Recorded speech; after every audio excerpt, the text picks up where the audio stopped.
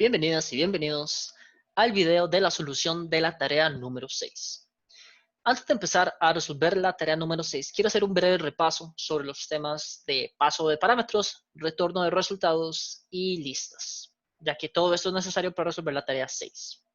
Entonces, empecemos con el paso de parámetros y el retorno de resultados. Hagamos una clase sencilla, clase ejemplo, y digamos que queremos una clase que le pida al usuario que ingrese su edad, que ingrese su nombre y que imprima algo tipo su edad es tal, su nombre es tal, ¿ok? Típicamente la forma en la que haríamos esto, utilizando atributos que ya no deberíamos estar utilizando, pero anteriormente la forma en la que lo haríamos era creando un constructor, creando un atributo que sea, no sé, nombre y lo empezamos en vacío, un atributo edad y lo empezamos en 0, y luego vamos a crear un método que pide información, entonces, no sé, pedir nombre, y sería algo tipo, y vamos aquí a obviar manejo de excepciones para mantener el ejemplo conciso y fácil de comprender. Obviando la parte de manejo de excepciones, vamos a hacer algo muy sencillo y vamos a nada más hacer el nombre es igual a input,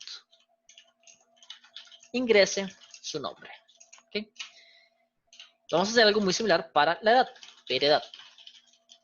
Self.edad es igual a int input, ingrese su edad. ¿Ok? Y tendremos un controlador que nos permitiría ejecutar el método pedir edad, el método pedir nombre,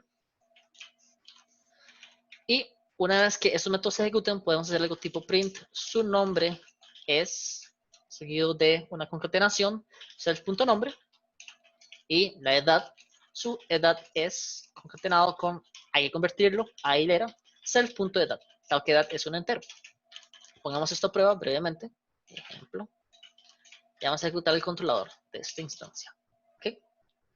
Como pueden ver, ingrese su edad, 31, mi nombre, José, su nombre es José, su edad es 31. Nada nuevo. Ahora, ¿por qué es que necesitábamos atributos? Pues bien, vean que la única forma de compartir información entre métodos es utilizando atributos, o al menos así era como lo habíamos visto anteriormente. ¿A qué me refiero con compartir información? Pues bien, ven que estamos utilizando el nombre, el atributo nombre aquí en el método peerNombre para guardar información y el mismo atributo lo estamos usando en el controlador para imprimir el nombre. Entonces, en cierta forma, hay una comunicación entre el método peerNombre y el controlador por medio del atributo self.nombre. Lo mismo con edad. Este método peerEdad se comunica con el controlador y ¿qué es lo que comunican entre ellos? El contenido de self.edad. Ok. Ahora, ¿cómo hacemos sin atributos? Pues bien, aquí es donde entra la parte de paso de parámetros y retorno de resultados. Empecemos con la parte del retorno de resultados. Cuando ustedes usan un input, ustedes se pueden dar cuenta que ustedes están ejecutando un método y ustedes pueden hacer que una variable sea igual al input. Nuevamente, ya no estamos usando atributos, entonces ya no podemos tener estas cosas acá. Lo que estamos haciendo es convirtiendo el atributo nombre, aquí lo estamos dejando como una variable común y corriente. Entonces, vean que ustedes con el input pueden hacer que este método input se guarde dentro del nombre. O mejor dicho, que el resultado del input, que es la parte de presentarle algo al usuario en la consola, capturar lo que el usuario ingresa, todo eso, el input devuelve lo que el usuario ingresó y se puede guardar en la variable nombre. El input puede hacer esto porque el input, si fuéramos a abrir el código, podríamos ver que el input tiene toda esta lógica de imprimir en la consola, pedir al usuario, esperar que haga enter, toda esta lógica que no sabemos cómo funciona, ni realmente nos interesa, pero al final, el input regresa un resultado. El input llega a una conclusión definitiva y nos permite recibir esa información en el lugar donde estamos invocando el input. Entonces, aquí en el método peerNombre en línea 4, estamos utilizando el método input para pedirle que haga algo y que nos regrese el resultado. ¿Y cuál es el resultado del input? Lo que el usuario ingresó. Y ese resultado lo podemos guardar en la variable nombre. ¿Ok? A esto de retornar un resultado o regresar el resultado de un método, esto se hace por medio del return. Entonces, si vemos que el código, digamos, funciona a punta de niveles y hay un nivel superior, niveles inferiores, etc., se puede decir que el método pedir nombre está a un nivel superior al input, porque pedir nombre llama a input. Entonces, como que pedir nombre le está delegando lógica al input. Entonces, el input se puede decir que está en un nivel inferior. El return nos permite obtener información de un nivel inferior y regresarlo a un nivel superior. En este caso, el input ejecuta su lógica, que es imprimir en la consola, capturar lo que el usuario ingresó y regresar el resultado a un nivel superior, en este caso, pedir nombre. Y nos permite guardar el resultado de input en esta variable. Esto es comunicación entonces de un nivel inferior a un nivel superior.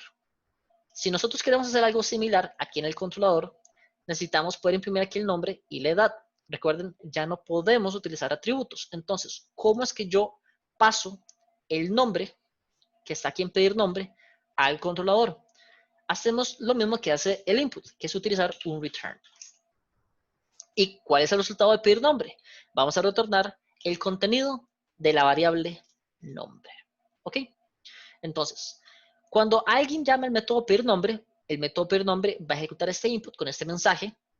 El resultado de lo que el usuario ingrese se va a guardar en la variable nombre y vamos a retornar el valor, el contenido de nombre, a quien sea que haya invocado a pedir nombre. Entonces, nos volvemos aquí al controlador y aquí es donde estamos invocando pedir nombre. Vamos a pasarlo más a la primera línea del controlador para que sea más fácil de explicar. Okay. Aquí en la línea 11 estamos llamando a pedir nombre. Vemos que el método pedir nombre aquí en la línea 5 está haciendo un return. Esto nos permite entonces guardar el resultado de la ejecución del método pedir nombre en una variable. Y podemos ponerle a esta variable, no sé, el nombre. Igual a esto. Ven que esto es muy similar a lo que estamos haciendo con el input. Estamos guardando el resultado de la ejecución de pedir nombre en la variable el nombre. Entonces, por ejemplo, cuando ejecutamos este código, ejecuta el controlador, se pasa a la línea 11 y el controlador dice, bueno, yo tengo una variable llamada el nombre. ¿Cuál es el valor de esta variable? Bueno, es lo que sea que resulte de la ejecución de pedir nombre. Ok, ¿qué es pedir nombre? Pedir nombre tiene una variable llamada nombre y su resultado, su valor es lo que resulte del input. El input muestra en la consola, captura lo que el usuario ingresó y lo devuelve acá. Digamos que el usuario ingresó José. Ok, entonces nombre vale José. Vamos a retornar nombre. Es decir, vamos a sacar el contenido de nombre, que es José, y lo vamos a regresar al controlador. Entonces, lo que resultó del método pedir nombre es José. Y este valor, José, es lo que se guarda en la variable el nombre. Entonces pueden ver que estamos pasando información desde un nivel inferior, que sería el método pedir nombre, al nivel superior, que es el controlador. Vamos a quitar pedir edad aquí brevemente para que vean cómo funciona la parte del nombre. Ya no estamos utilizando un atributo, sino que ahora la variable se llama el nombre. ¿Ok? Y si ejecutamos esto, van a ver que, en efecto, va a funcionar. ¿Ok? Así es como funciona el return. Nos permite entonces regresar información o llegar a una respuesta definitiva en un método y pasarlo al nivel donde nos invocaron este método en primer lugar, que sería aquí en el controlador. Ahora, vamos con la parte de parámetros. Y lo mismo, por cierto, podemos hacerlo aquí en el pedir edad, return edad. Para continuar con el ejemplo, aquí podemos poner la edad es igual a self.pedir edad. Y podemos imprimir aquí print su edad es, y muy importante, hay que convertirlo a hilera porque vean que en el pedir edad estamos convirtiendo lo que el usuario ingresó a un entero. Tenemos que guardar, vamos a guardar ese entero en la variable la edad y por lo tanto tenemos que convertir ese entero, la edad, a una hilera. ¿Ok? Entonces mi nombre es José y mi edad es 31. ¿Ok? Ese es el paso, perdón, ese es el retorno de resultados. Ahora, vamos con el paso de parámetros. Vean que estos dos métodos son muy parecidos. Lo único que cambia es esta parte del int y esta parte del input. Para efectos del ejemplo, quitémosle este int. Okay. No nos interesa ahorita la parte de si es un entero o una hilera. Okay. Dejémoslo así Y ven que igual funciona, nada más para validar. Ok. Ahora, ven que estos métodos, así como están, son prácticamente idénticos. Lo único que cambia es este mensaje. Aquí es donde entra la parte de los parámetros. Los parámetros nos permiten cambiar cómo se comporta un método a partir de un valor. Ahora, ¿cómo es que funciona eso? El input también está parametrizado. Nosotros hemos estado utilizando parámetros todo este tiempo. Y los parámetros, como pueden ver, se pasa entre los paréntesis. ¿Cómo es que yo creo un método que reciba un parámetro? Pues bien, los parámetros ustedes lo definen aquí en la definición del método. Ustedes pueden define o def el nombre del método y entre los paréntesis pone qué parámetros necesita este método para funcionar. ¿Por qué es que yo quiero parametrizar este método? Porque realmente estos dos son prácticamente idénticos. Lo único que cambia es esta parte. Entonces yo quiero parametrizar esta parte. Es decir, que el método pueda funcionar independientemente de qué es lo que están utilizándose para el input. Entonces, yo aquí, a la par del self, voy a poner una coma y voy a crearme una variable. Y esa variable le vamos a poner mensaje. ¿Ok? Ahora, todo este tiempo, cada vez que hemos creado una variable, tenemos que declararla o crearla con un valor inicial. Por ejemplo, aquí en esta línea 4 estamos creando la variable nombre y le estamos inmediatamente asignando un valor, que es lo que sea que resulte del input. Lo mismo con la edad. El valor de edad es lo que sea que resulte de este input. Lo mismo con la variable el nombre. Su valor depende de qué es lo que resulte de pedir nombre. Lo mismo con la edad. En fin, cada vez que hemos creado una variable, se crea inmediatamente con un valor asignado. Siempre la creamos con el valor. Siempre le decimos variable, usted existe ahora y este es su valor inicial. Los parámetros no. Nosotros estamos creando una variable llamada mensaje, pero no le estamos dando un valor inicial. ¿Por qué? Porque el propósito de los parámetros es que el valor no se lo da el método que creó la variable, se lo da quien sea que esté invocando este método. Entonces, prácticamente lo que está diciendo esto es que para llamar o para utilizar el método pedir nombre, quien sea que vaya a utilizar este método tiene que decirnos qué valor va a tener mensaje. Nos tienen que pasar un valor. No sabemos cuál valor es, pero sabemos que tiene que tener algún valor. Y cual sea que sea ese valor, lo vamos a usar para el input. Entonces, cuando alguien intente llamar a pedir nombre, nos tiene que decir qué quiere que valga mensaje para poder usarlo dentro del método. Entonces, aquí en pedir nombre, como podemos ver, yo le estoy diciendo que necesita un parámetro, pero vean que en la línea 12 no le estoy pasando ningún parámetro. Si yo corro este método así como está, este código, se me cae. Incluso vean que el error me dice, el método pedir nombre le está faltando un argumento o un parámetro para guardar en la variable mensaje, que es esta parte. Eso es porque en la línea 12 yo estoy llamando al método pedir nombre, pero no le estoy pasando parámetros. Yo le tengo que decir a pedir nombre, hey, vea, yo quiero que para esta ejecución de la línea 12, la variable mensaje tome un valor. Y ese valor va a ser ingrese su nombre. Entonces, cuando se ejecute la línea 12, vamos a crear esta variable el nombre, que va a depender de la ejecución de pedir nombre, del método pedir nombre. Ok, pedir nombre va a decir, me están pasando este valor. Cuando yo me ejecute, mensaje va a valer lo que me están pasando. Ingrese su nombre. Y esta variable mensaje, con este valor, es lo que se va a utilizar para hacer el input. Vean cómo funciona ahora. Ahora sí me muestra ingrese su nombre porque eso es lo que le estoy yo pasando acá. Como este método pedir nombre ya está parametrizado, realmente podemos utilizarlo también en lugar de pedir edad. Podemos utilizar también el método pedir nombre y cambiándole el mensaje para que sea ingrese su edad. Y es el mismo método, nada más que en la línea 10 estamos diciendo ahora mensaje, ya no vale ingrese su nombre, ahora vale ingrese su edad. Aquí ponemos José y mi edad es 30. Listo. Eso sí, vean que ya no tiene sentido llamarle pedir nombre, porque realmente ya estamos usando este método pedir nombre incluso para pedirle edad. Entonces, pedir nombre ya no es un buen nombre. Podemos ponerle pedir dato. Eso sí, hay que actualizar este nombre así como está. Aquí tenemos un método que nos permite pedir cualquier información, siempre y cuando nos pasen el valor que quiere que mostremos para el mensaje. Yendo un poquito más elaborado, digamos que yo puedo crear un método que me permita pedir números positivos. No importa para qué se utilicen, si es la edad, si es lo que sea. Puedo crear un método parametrizado para pedir números positivos. Por ejemplo, método pedir número positivo. Positivo. Que esté parametrizado. Nuevamente, estoy creando una variable llamada mensaje. Vamos a hacerlo de siempre. Vamos a asumir que el usuario se equivoca hasta que se demuestre lo contrario.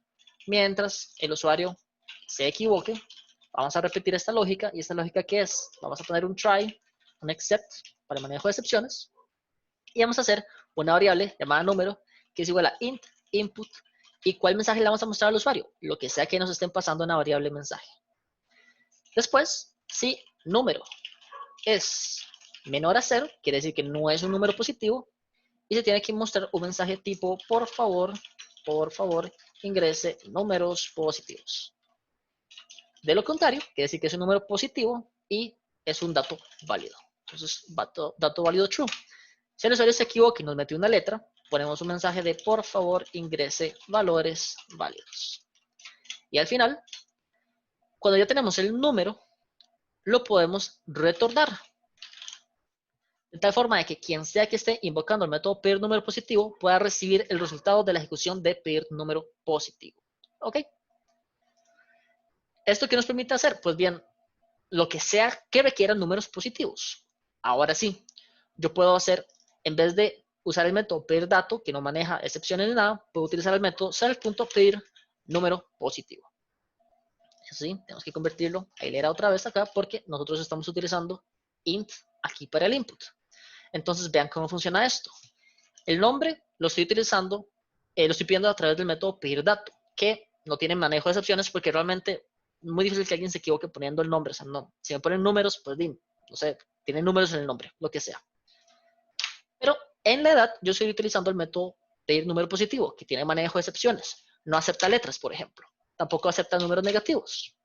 A fuerza está repitiendo el código hasta que me ingrese un número positivo. Y el mensaje que se está mostrando es ingrese su edad. Pero ¿qué pasa si aparte de eso yo quiero, no sé, preguntarle al usuario cuánta gente hay en el cuarto? Pues, número gente es igual a self.pedir número positivo, porque claramente no puede haber gente negativa en un cuarto. ¿Cuánta gente hay con usted? Utilizando el mismo método pedir número positivo. Aquí podemos poner en el print, usted está acompañado o acompañada por la siguiente cantidad de gente. Y lo concatenamos con num gente, número gente, ahí está. Entonces, nuevamente, yo lo que voy a hacer ahorita es que me va a pedir que ingrese mi nombre, luego me va a pedir que ingrese mi edad utilizando pedir número positivo, aquí en la línea 23, y luego me va a preguntar la cantidad de gente que hay, también pidiéndolo con número positivo. Tanto de edad como el número de gente, si la cantidad de gente, tienen manejo de excepciones. Entonces, mi edad, 31. ¿Cuánta gente hay con usted? Letras, manejo de excepciones. Números negativos, tampoco se vale. ¿Cuánta gente hay con usted? 1. Y de esta forma podemos utilizar el mismo método para pedir diferentes porciones de información.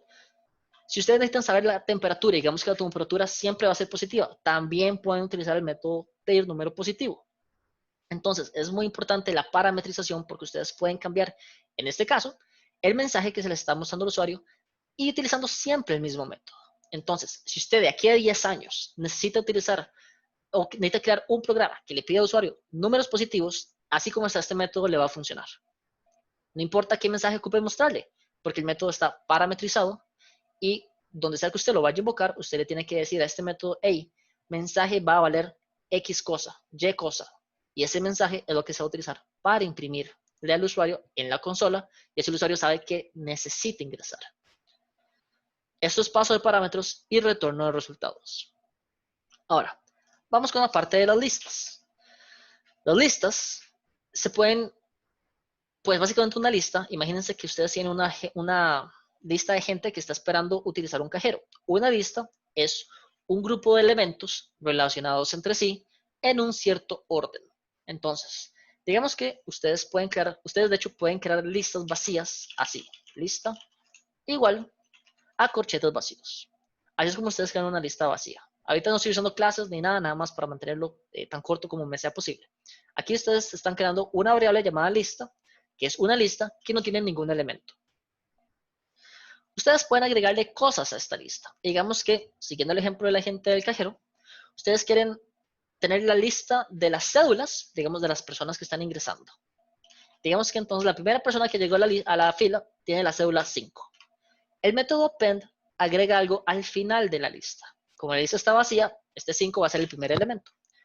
Digamos que ahora llega la persona con la cédula 3. Entonces ustedes le hacen append a la lista. Entonces ahora la lista tiene los elementos 5 y 3 en ese orden. Recuerden, el append pega al final. Entonces el 3 va al final ahora.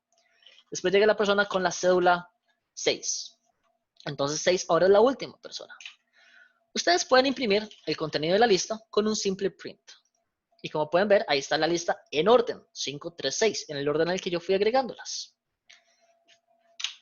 Así es como ustedes crean una lista, así es como ustedes le agregan cosas a la lista. Ahora, ¿cómo es que ustedes iteran a través de la lista? Y recuerden, iterar significa atravesar algo en orden. En este caso, iterar, vamos a atravesar la lista elemento por elemento en orden. ¿Ustedes cómo hacen eso? Ustedes utilizan un for. En el for, ustedes declaran una variable que va a representar a cada elemento de la lista. Digamos que le vamos a poner a esta variable elemento. In lista. ¿Qué significa esto?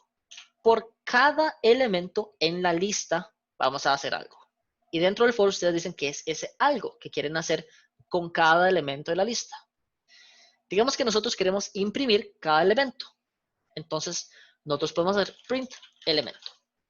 ¿Cómo va a funcionar esto? Pues bien, sabemos que la lista es 5, 3 y 6. Cuando se empiece a ejecutar la línea 5, el elemento va a cobrar el valor del primer elemento, es decir, este 5, y va a imprimir ese 5. Ya no hay más código dentro del for, entonces el for va a decir, hay más elementos en la lista, correcto. ¿Cuál es el siguiente? Entonces, el 3. Ok, entonces el elemento ya no vale 5, sino que vale 3, y va a imprimir este 3. Ya no hay más código dentro del for, entonces el for va a preguntar, ¿hay más elementos en la lista? Correcto. Ok, entonces ¿cuál es? Es el 6. Entonces el elemento ya no vale 3, ahora vale 6, y se imprime el 6. Ya no hay más código dentro del for, y el for va a preguntar, ¿hay más elementos en la lista? No, ya llegamos al final. Entonces el for termina, y sigue el código que está afuera del for. No sé, print, gracias, algo por el estilo. Pongamos esto en ejecución para que vean que se va a imprimir el 5, después el 3 y después el 6.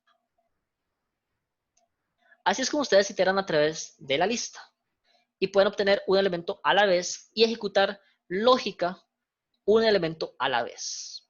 ¿De acuerdo? ¿Qué pasa si ustedes en vez de imprimir 5, 3 y 6 en línea, digamos una línea cada uno, ustedes quieren imprimir una línea que sea 5, 3 y 6, todo en una sola línea? Ustedes pueden crear una variable llamada hilera, digamos, que está vacía. Y ustedes van concatenando cada uno de los elementos a la hilera. Esto es un poco similar a cómo se maneja la parte del incremental a la hora de calcular los primos, por ejemplo, en el problema número 7 del repaso del primer examen. Ustedes pueden hacer hilera igual a hilera más el elemento, tienen que convertirlo a una hilera, recuerden, porque no se pueden concatenar hileras y números, y le ponemos un espacio. Entonces, ¿qué va a suceder acá? Empieza el for en la línea 6, hilera está en vacío. Entonces pongamos aquí hilera igual a nada. Entonces empieza el for, elemento cobra el valor del 5. Entonces, dentro del for, ¿qué hacemos? Hilera, que es igual a vacío, es igual a hilera, que es vacío, más el valor del elemento, que es 5. Entonces se agrega este 5, más un espacio. Entonces hilera ahora cobra este nuevo valor. El for ya no tiene más código adentro. Entonces pregunta, ¿hay más elementos por recorrer en la lista? Sí, el 3. Ok, entonces, ¿qué hacemos con este 3? Bueno, vamos a la línea 7. Hilera, que es igual a esto, es igual a hilera más el 3 más espacio. Ya no hay más código dentro del for, entonces el for pregunta, ¿cuál es el siguiente elemento? Es el 6. ¿Qué hacemos con este 6? Bueno, hilera, que es igual a esto, es igual a hilera, que es este valor, más 6 más espacio. Ya no hay más código dentro del for, el elemento ya llegó al elemento final, ya llegó al último elemento en la lista, el for ya no se puede repetir más, y ya tenemos la hilera con el valor que necesitamos imprimir. Entonces imprimimos aquí hilera. De esta forma, entonces, ustedes ya saben cómo crear una lista, cómo agregarle elementos a la lista y cómo iterar a través de la lista. Teniendo todo esto, ya tienen entonces la información para resolver la tarea 6.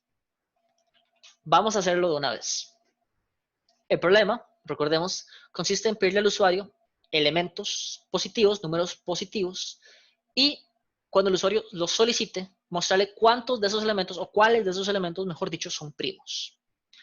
Empezamos con la clase tarea 6. Y empecemos con la parte de pedirle información al usuario.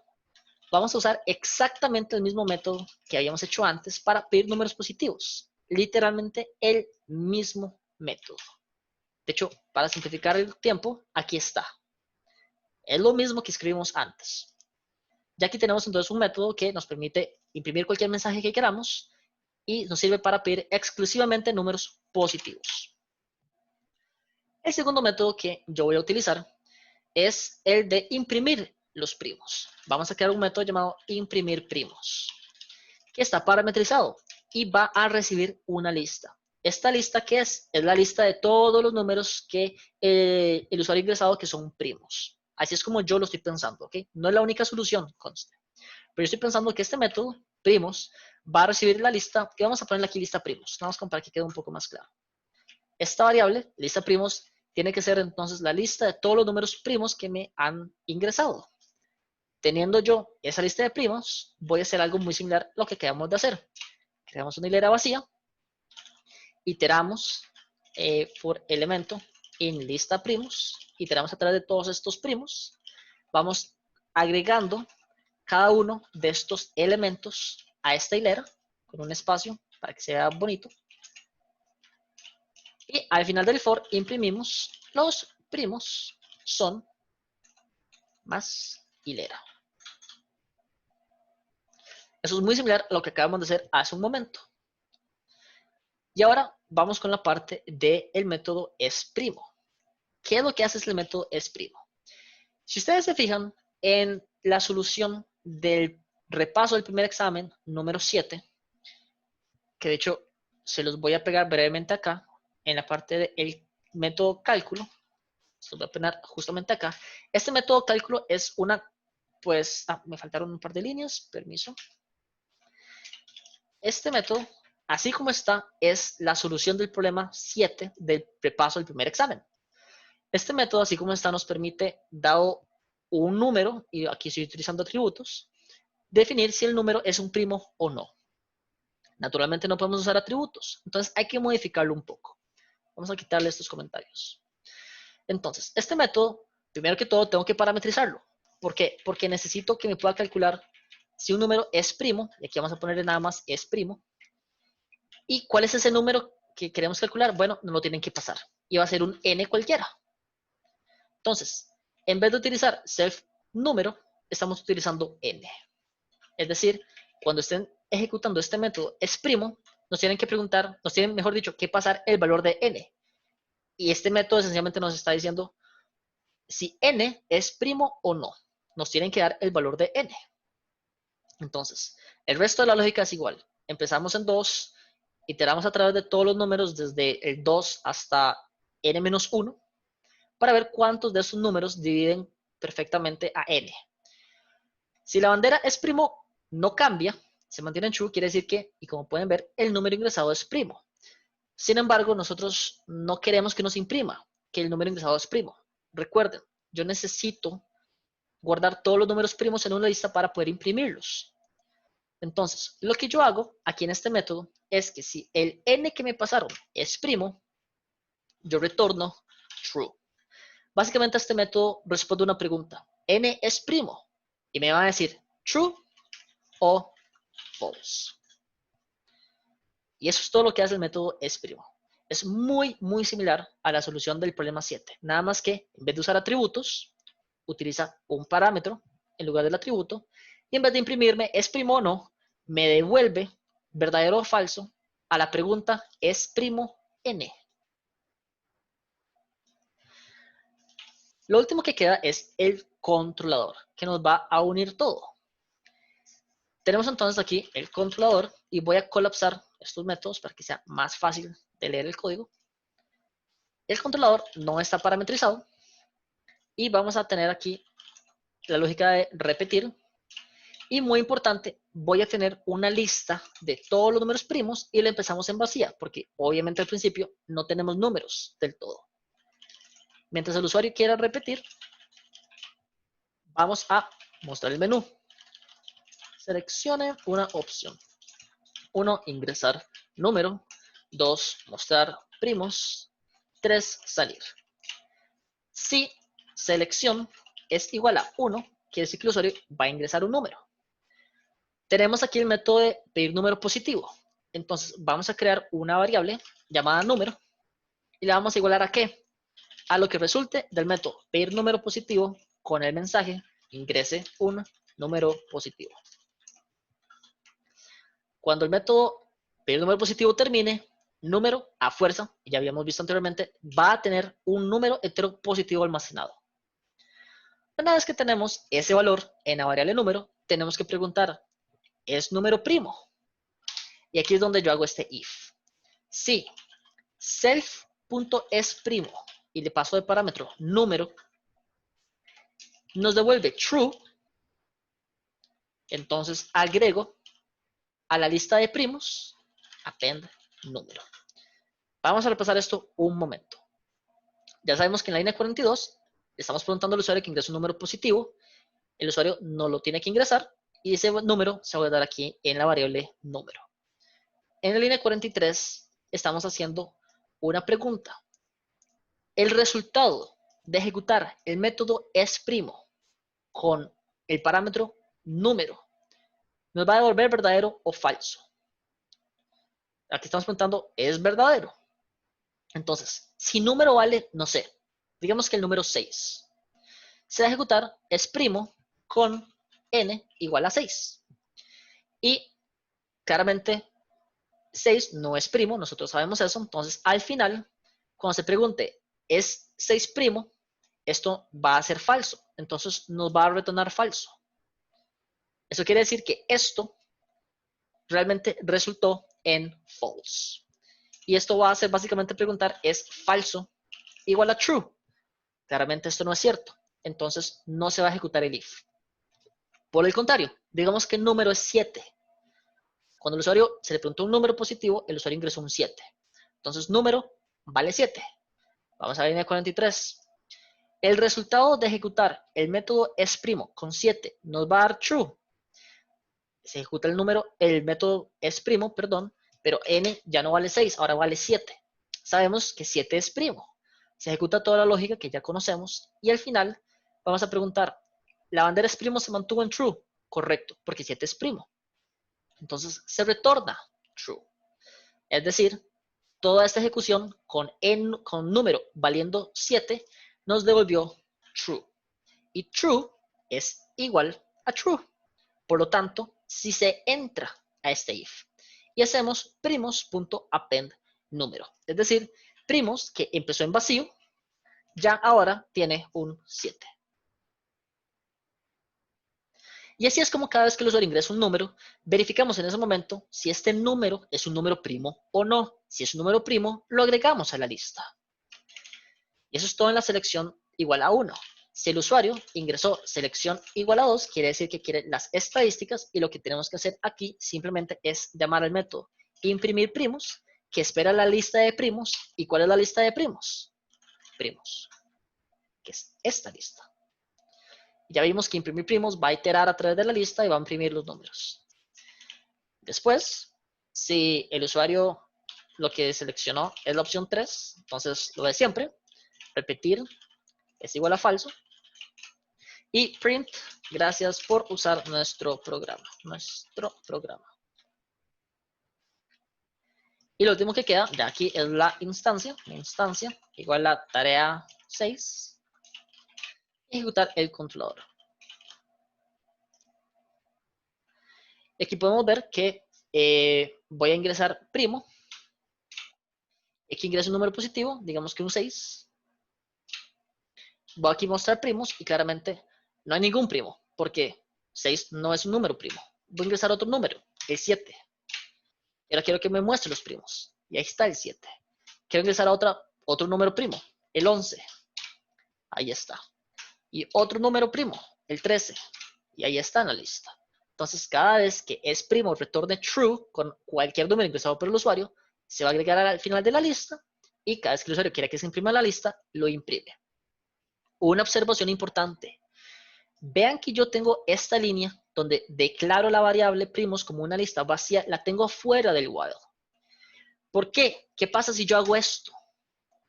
Cada vez que el código se repita, cada vez que este while se repita, esta línea se va a volver a ejecutar y lo que sea que ustedes hayan agregado aquí en primos se va a borrar. Vean el ejemplo corriendo así como está. Ingreso un número y yo le meto el número 7. Entonces, ¿qué acaba de suceder? Se ejecutó el while por primera vez. Yo seleccioné la opción 1. Perfecto. 7 es primo, entonces se tuvo que haber agregado a la lista, aquí en la línea 45, y se repite el while. ¿Y qué hace el while? Pone la lista vacía. El 7 se perdió. Y si yo hago mostrar primos, pueden ver que no me muestra nada, porque ya primos no valía el 7, ahora vale vacío. Entonces, tengan cuidado con qué lógica están repitiendo. Por eso es que es muy importante que esta lista yo la pongo vacía afuera del while, para que no se esté borrando una y otra vez cada vez que el while se repita. Y con esto completamos la solución de la tarea número 6, utilizando paso de parámetros, utilizando retorno de resultados, y utilizando una lista, declarándola, agregándole valores e iterándola, y además crear una hilera a donde le estamos concatenando estos valores e imprimirla. Y eso sería todo para este video. Muchas gracias.